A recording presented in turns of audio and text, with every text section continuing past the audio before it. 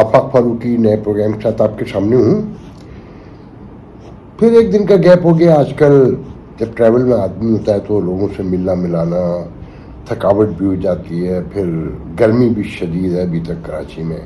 Anyway, Moru पहले यकीनन जहाँ इंसानियत सिसक रही है और दोनों तरफ सिसक रही है और जिसका फ़ायदा उठाने के लिए भी अब काम शुरू हो चुका है, सब बेइख्तियार हो चुके हैं।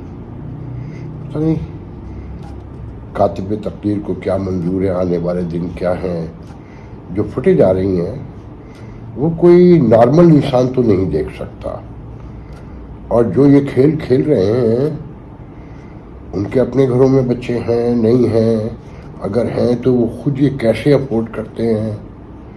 मैं दोनों तरफ की बात कर रहा हूँ कि खेल जिस तरह से शुरू हुआ वो सब कुछ नॉर्मल नहीं है। यकीनन कुछ उस पर बात करेंगे। फिर 2 दिन रह गए हैं डेडलाइन ख़त्म होने में। अफगानियों को जो निकालने का ऐलानात हुए थे उसमें दिलचस्प खबर है, उस पर बात करेंगे। और फिर नवाज शरीफ पे लोगों ने कहा कि जी आप उनके बारे में मज़ीद बताएं कुछ। मैं उनके बारे में क्या बताऊं। पहला तो उन्होंने कबूतर का ड्रामा आपने तो देख लिया कि आ कबूतर आ और जा कबूतर जा। अप्सरा है वो रस्ते पर साइकिल चलाने की प्रैक्टिस कर रहे हैं। अगले जलसे में आपको ये कमाल भी दिखाएंगे, तो उसमें कोई गलती ना हो तो रोज़ सुना है 2-4 घंटे प्रैक्टिस कर रहे हैं। ये अज़राए तफन्नुन था। फिर अभी अभी पंजाब हुकूमत, निगरान हुकूमत ने कहा है कि जी इंतखाबात होंगे, वक्त पर होंगे, डेट नहीं बताई, उसकी थोड़ी सी तफसील है। और फिर पाकिस्तान की एक मईशत, एक बहुत बड़ी इंडस्ट्री जो साल का 117 खरब अरब रुपए का बिजनेस करती है, $42 बिलियन का, एक पैसा टैक्स नहीं देती। एक बहुत बड़ी आबादी बज़ाहिर बिजी है मगर अफरादी क़ुव्वत भी काम नहीं होती, और अगर वो टैक्स ही देना शुरू कर दे तो इस मुल्क के मसाइल हल हो जाए।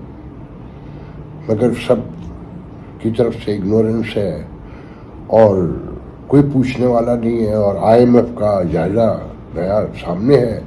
उम्मीदें की जा रही हैं कि जनाब हम शराइत पूरी कर देंगे और नए डू मोर के मुतालबात भी सामने आ सकते हैं। शरह सूद कम की होने की बातें हो रही हैं, मुझे नहीं पता, मैं उस बारे में नहीं जानता। तो एक एक करके इस पर बात कर लेते हैं और कुछ थोड़ा सा क्रिकेट टीम पर बात करेंगे।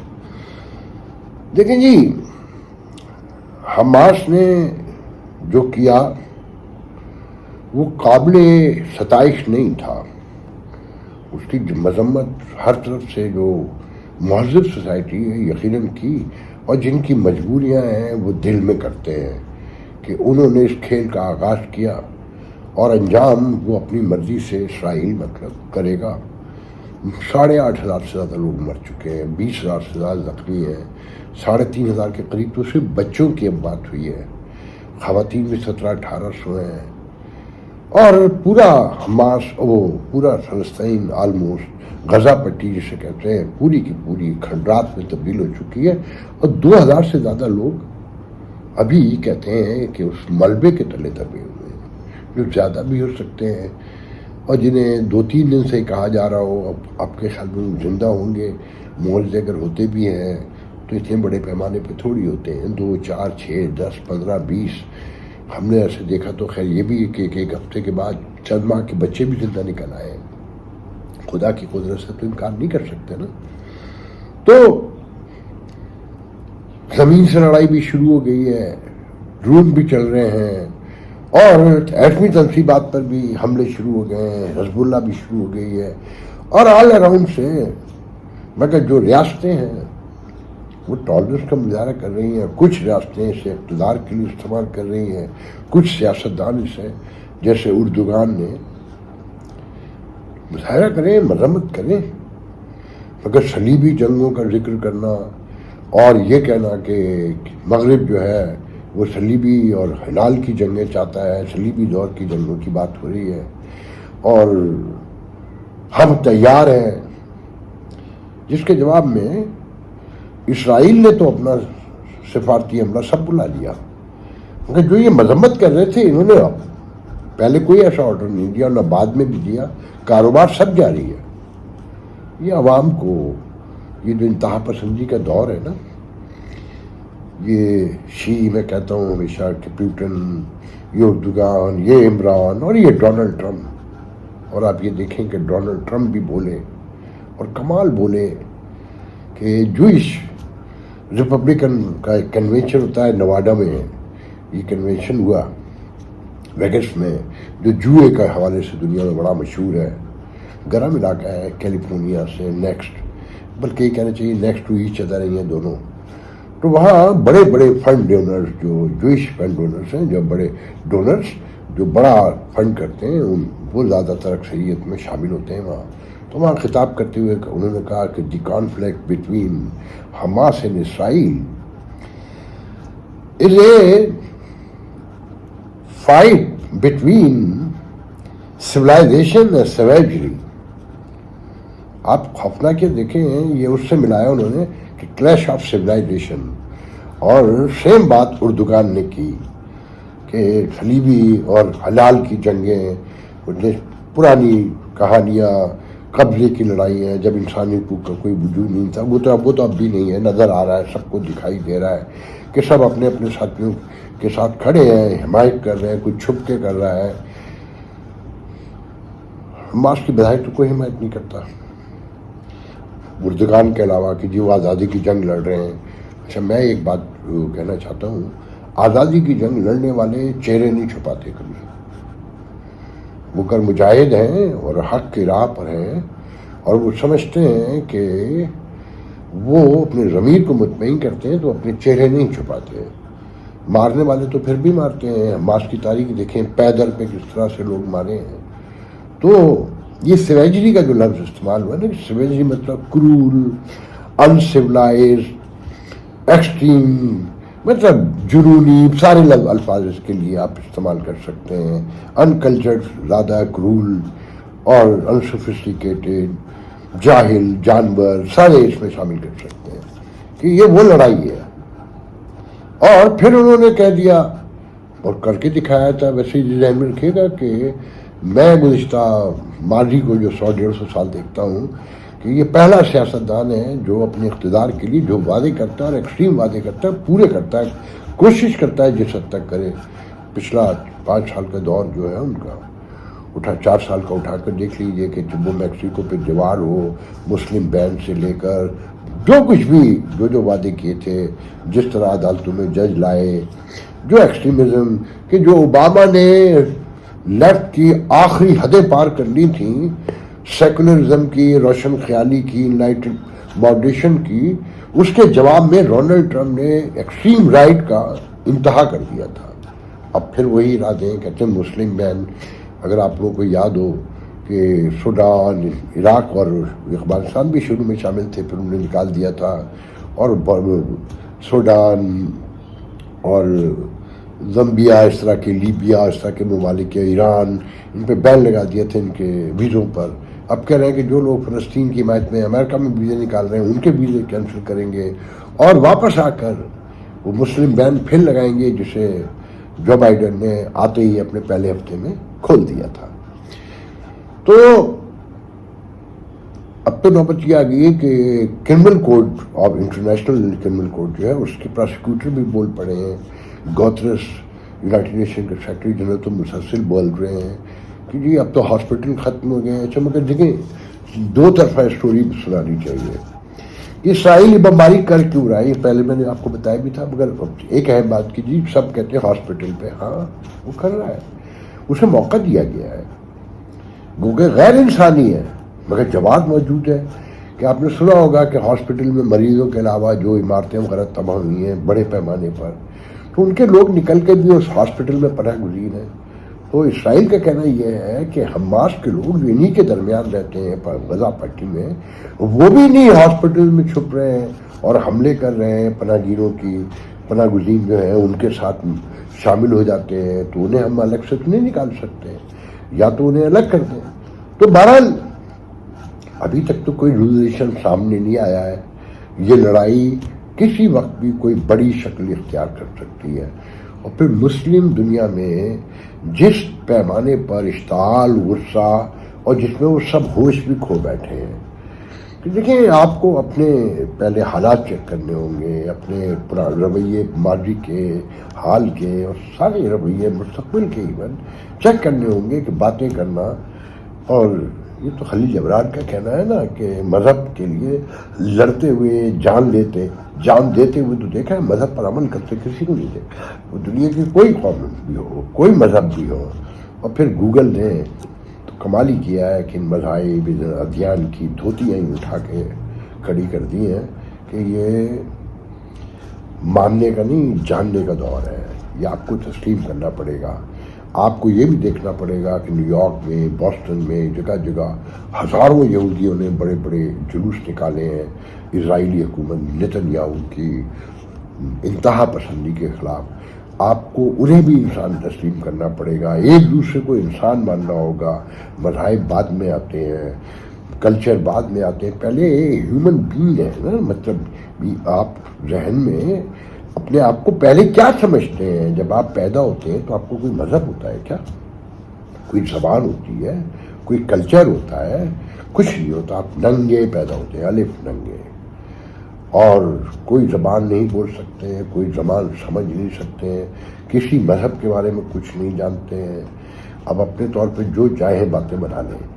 بہرحال ہم اور آپ صرف دعا کر سکتے ہیں، ہاتھ جوڑ کے ریکویسٹ کر سکتے ہیں، درد مندی سے کہہ سکتے ہیں کہ خدا دیکھیں ان معصوم بچوں کو، ان عورتوں کو، بوڑھوں کو، جوانوں کو. سب انسان ہیں، چاہے وہ غازہ پٹی میں رہتے ہوں، اسرائیل کے کسی کونے میں رہتے ہوں. جس گھر سے لاش اٹھتی ہے بس وہی جانتا ہے. اور یہ حکمران اشرافیہ اپنی مائٹ قائم رکھنے کے لیے، اپنے مفادات کے لیے، بہت کم عوامی مفادات کے لیے سوچا اور سمجھا جاتا ہے. بہرحال اس موضوع میں مزید کیا کہہ سکتا ہوں میں دعا کے علاوہ. دیکھیں جی 2 دن رہ گئے ایز یو نو کہ جی افغان جو 11 لاکھ ہے مگر 17 لاکھ بتائے جاتے ہیں غیر قانونی قیام پذیر، ان میں سے لاکھ لوگ بھی ابھی تک نہیں گئے جو ذرائع ذمہ دار کہتے ہیں. میں آپ کو پہلے ایک ویڈیو دکھانا چاہتا ہوں کہ صورتحال ہے کیا. تھانہ صدر کی طرف سے ایک ضروری اعلان سنیں. اس علاقے میں مقیم تمام غیر قانونی غیر ملکیوں کو مطلع کیا جاتا ہے کہ 1 نومبر تک رضاکارانہ طور پر وطن واپسی کے لیے حکومت کی طرف سے دی گئی ڈیڈ لائن ختم ہونے کو قریب ہے. مزید یہ کہ اب کوئی توسیع نہیں ہوگی، لہذا اس علاقے میں مقیم یا کاروبار کرنے والے تمام غیر قانونی غیر ملکیوں کو ہدایت کی جاتی ہے کہ وہ رضاکارانہ طور پر اپنے ملک واپس چلے جائیں. بصورت دیگر انتظامیہ پہلے ہی یہاں آپ کی موجودگی درج کر چکی ہے اور اب آپ کو ملک بدر کرنے کو یقینی بنانے کے لیے تمام اقدامات بروئے کار لائے گئے. آپ کو کسی بھی تکلیف سے بچانے کے لیے حکومت نے آپ کے ملک کے مزید سفر کے لیے لیبر اسپائر UC5 ملیر میں ایک مرکز قائم کر دیا ہے. شکریہ. جو ایک تھانے کے جو بتایا جاتا ہے کہ اورنگی ٹاؤن میں کہیں پر انہوں اعلان کر رہے ہیں، اور مسجدوں کراچی کی بیشتر مساجد سے یہ اعلانات SHO نے تھانہ کے SHO جو انچارج ہوتا ہے اس نے اپنے علاقے کی مساجد سے اعلان کیے ہیں کہ جی آپ اپنے گھر واپس جائیں اور جہاں آپ کے لیے مرکز بنایا وہاں پہنچیں. اور مگر ابھی تک ذرائع یہ کہتے ہیں کہ کوئی ہل جل نہیں ہوئی ہے. اور کیا یہ جو اعلانات ہیں اور یہ دعوے ہیں ان پر عمل ہو سکے گا؟ کتنے؟ کیا کوئی بڑا خدا نہ خواستہ کوئی حادثہ تو نہیں ہونے جا رہا؟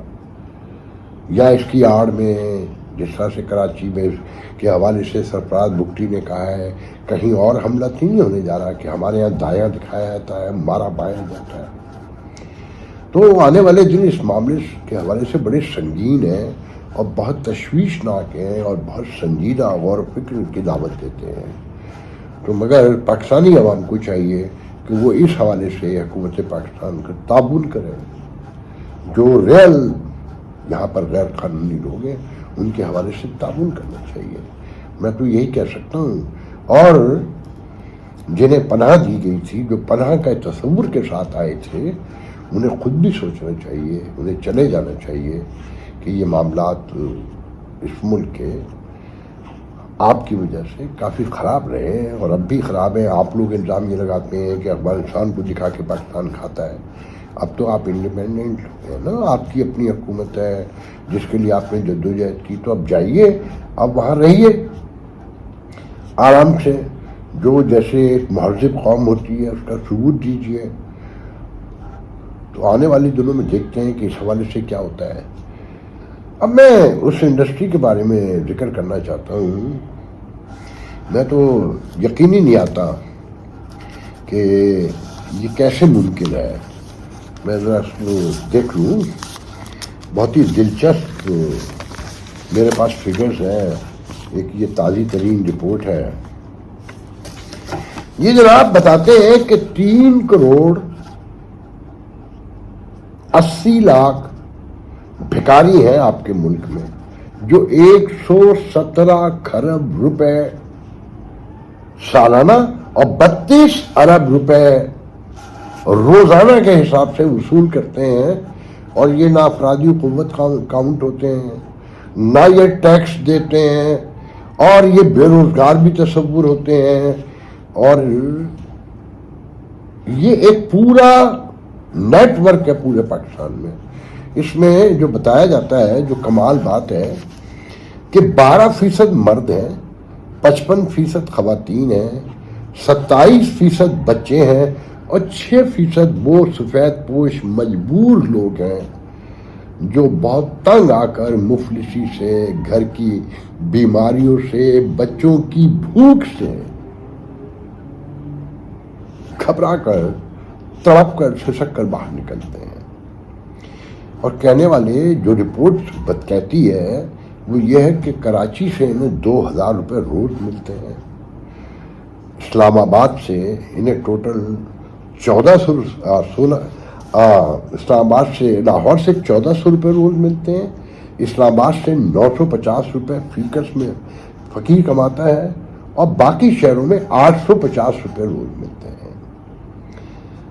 اور یہ کوئی ٹیکس نہیں دیتے. 42 ارب روپے ڈالر 117 کھرب سالانہ اور 32 ارب روپے ڈیلی. اگر یہ ٹیکس ہی دے دیں تو کیا ہمیں IMF کے پاس جانا پڑے، جو کہا جا رہا ہے کہ اب وہ ڈو مور بھی کر سکتا ہے. 200% گیس کی قیمت بڑھا دی ہے اور 7.5% بجلی کی قیمت مزید بڑھنے جا رہی ہے. آپ تصور کر سکتے ہیں کہ اس ملک میں کیا پروفیشنلزم ہے. یقین کریں، میں تو آج کل یہاں ہوں نا، کہیں بھی جائیے کھڑے ہوں، وہ کوئی معصوم سا ایک غمگین چہرہ لے کر کوئی بوڑھا، کوئی بچہ، کوئی خاتون آ کے کھڑی ہو جاتی ہے. دل گھبرا جاتا ہے لٹرلی کہ نہ دیں ہمیں، حالانکہ پتہ ہے نہ دیں تو پریشانی میں. جبکہ بنگلہ دیش نے مکمل اسے ختم کر دیا اس بھیک کو. اور یہ تو آپ کو پتہ ہے نا کہ مڈل ایسٹ کی جیلیں آپ پاکستانیوں سے بھری پڑی ہیں کہ باقاعدہ پروفیشن کے طور پہ جاتے ہیں اب. اور میرا تجربہ ہے کہ حرم میں حج کے دوران سارے پاکستانی صفائی کرنے والے جو تنخواہ دار ہیں وہ ساتھ میں بھیک بھی مانگ رہے تھے. تو اس ملک کا کوئی نظام تو ہے نہیں.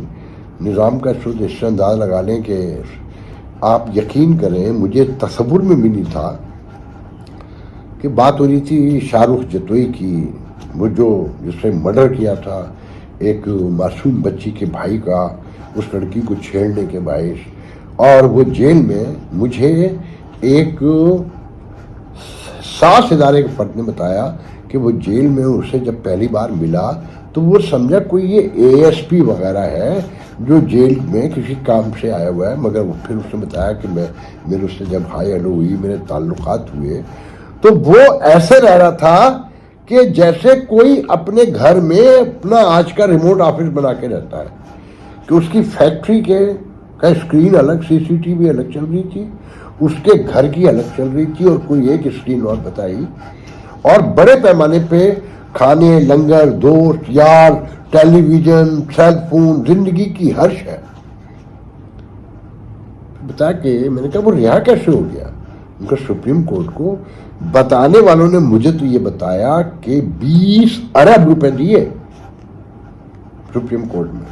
اب پتہ چلا کہ میرے ذہن میں نہیں تھا کہ مظاہر نقوی کے پاس وہ کیس تھا، اور جتوئی ہاؤس لاہور کا بھی لے لیا، 65 کروڑ کا بتاتے ہیں، مجھے نہیں پتا اس کی سچائی کا، مگر مجھے یہ پتا ہے کہ 20 ارب روپے دیے گئے تھے جو کئی جگہوں پہ بٹے۔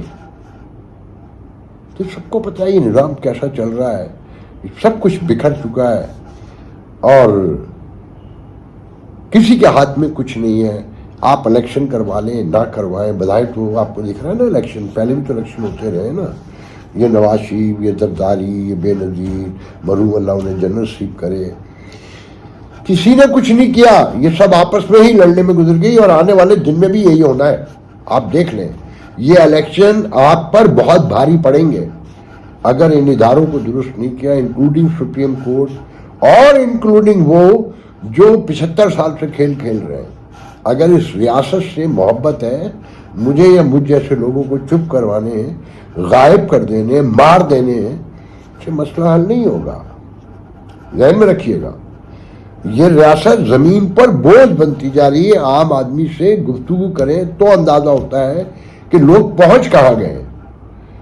آپ ان سے تنہائی میں ملیے تو صحیح، اکیلے ایک کسی فقیر کا لباس بدل کر جو ذمہ دار ہیں وہ جائیں اور سنیں اس کی جو باتیں، وہ کہتا کیا ہے، سروے تو کروائیں کہ کتنے فیصد لوگ ہیں جو اب یہاں رہنا چاہتے ہیں اور کس مجبوری میں رہتے ہیں اور کیسے زندہ ہے۔ تو بات یہ ہے کہ جب نظامی کوئی نہیں ہے تو کیسی ریاست، کہاں کی ریاست؟ یہاں تو جس کا زور جتنا ہے وہ مزے میں ہے، عیش کر رہا ہے، جس کا کوئی نہیں ہے وہ رو رہا ہے، غیر محفوظ بھی ہے، بے روزگار بھی ہے، تعلیم بھی نہیں ہے اور صحت بھی نہیں ہے۔ جو ریاست کی اصل ذمہ داریاں ہیں وہ کہیں دور۔ دیکھیں جی، ابھی پنجاب حکومت نے اعلان کیا ہے کہ جناب انتخابات وقت پر ہوں گے، مگر وہی اب ہم الیکشن کمیشن کی طرح کی ڈیٹ نہیں دیں گے، اور بجٹ بھی 4 مہینے کا منظور کر لیا ہے، مطلب یہ کہ نومبر، دسمبر، جنوری اور فیبرری تک، کہ اگر الیکشن ہو جاتے ہیں تو 15-20 دن تو اس کی ٹرانسفر آف پاور میں لگ جاتے ہیں، وہ سمجھ میں آتا ہے، مگر کہیں سے ابھی تک الیکشن کی ڈیٹ یہ ہو سکتا ہے وہ سپریم کورٹ میں تھرسڈے والے دن میرے خیال میں پیشی ہے، ہیرنگ ہوگی تو وہاں پتہ چلے۔ اور ساتھ میں یہ بتایا کہ پنجاب میں 50,000 پولنگ اسٹیشن ہوں گے اور 1,45,000 فوج اور رینجر تعینات کی جائے گی۔ مطلب کتنا بڑا ڈپلائمنٹ ہوگا اور کتنا تشویشناک، کتنی سیریس بات ہے کہ جناب اتنی بڑی فوج کی ڈپلائمنٹ ہو، رینجرز کی، مطلب اس سے احساس ہوتا ہے نا کہ تقسیم، لڑائی اور اشتعال، غصہ۔ خیر دعا کریں کہ الیکشن ہو جائیں، بہت اچھی بات ہے۔ وزیر اعظم تو اگر الیکشن ہوتے ہیں سب کو معلوم ہے کہ لیول پلین فیلڈ تو نہیں ہے کسی کے پاس ایک پارٹی کے علاوہ، اور کے پی کے میں آنے والے دنوں میں بلوچستان میں کیا کیا ہو سکتا ہے، برف باری، میں اب اس بحث میں نہیں پڑتا۔ آخر میں تھوڑی سی گفتگو، جی لوگوں نے بڑا زور دیا ہے کہ جی کرکٹ پہ بھی بات کیا کریں۔ یہاں تو چینل جو ہے، نیوز چینل جو ہے وہ اسپورٹس چینل میں تبدیل ہو جاتے ہیں مکمل، دن میں 4 پروگرام ہوتے ہیں اور عجیب حرکتیں ہوتی ہیں۔ خیر یہاں کے میڈیا پہ باتیں کیا کرنا۔ دیکھیں جی، میدان میں 2 ٹیمیں اترتی ہیں، اگر آپ نے میدان کی تیاری کی ہو، جس میدان کی ہو اسی میں کامیابی ملے گی نا۔ تو یہ آپ کی ٹیم تو گزشتہ کو 20-25 سال سے تو حشر کی تیاریاں کر رہی ہے، حشر کے میدان کی۔ آپ کو معلوم ہے نا کہ جہاں موقع لگتا ہے نماز پڑھ کے دکھانا ہوتا ہے، لمبی داڑیاں ہیں، اور مولانا طارق جمیل ان کے صاحبزادے کا، ینگ صاحبزادے کا انتقال ہوا ہے، اور سائیکائٹری پیشنٹ ہیں، جم میں انہوں نے پسٹل چھین کے. اللہ تعالیٰ میں ان کا سینہ ٹھنڈا رکھے.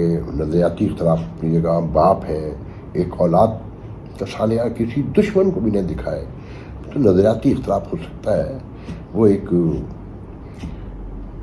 مذہبی اسکالر ہیں، ان کا اپنا پوائنٹ آف ویو ہے. خیر، تو ان کے ماننے والے ایک خاص طبقے کے لوگ ہیں.